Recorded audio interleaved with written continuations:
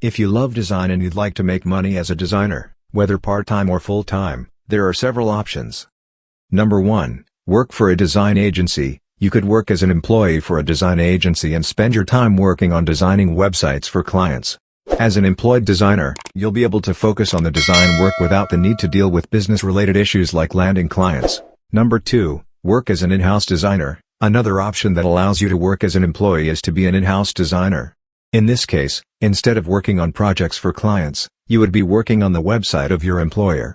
For example, you could be an in-house designer for a financial company and your job responsibilities would involve designing and maintaining the company website. Number 3. Freelance. Now, stepping away from the first two options where you would be working as an employee, freelancing is an entirely different ballgame. If you work as an employed designer for an agency, you'll spend almost all of your time designing for clients. As a freelancer, you'll also spend the majority of your time on client projects. Number 4. Start your own agency. If you enjoy the business aspects, starting your own agency is an option.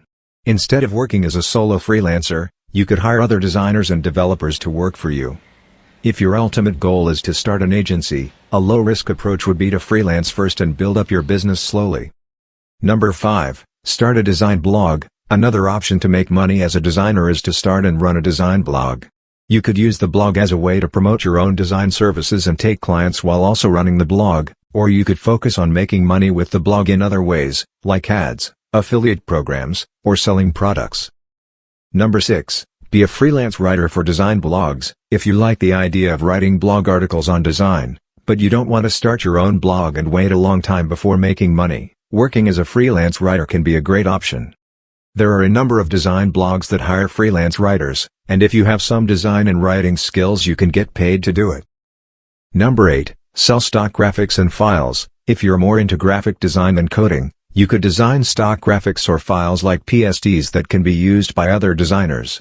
The resources that are available in the Vandelay Design Shop are perfect examples. Number 9. Create a course. The last option that we'll look at is to create your own online course about some aspect of design or development. You could create a course on web design, logo design, WordPress development, Photoshop, Illustrator, or any number of other topics. When it comes to selling your course, there are a few different options. Sell it at your own website. You could create the course on a platform like Teachable and sell it at your own site. Or you could use a membership WordPress plugin to set up the course area and protect content so only paying customers can access it.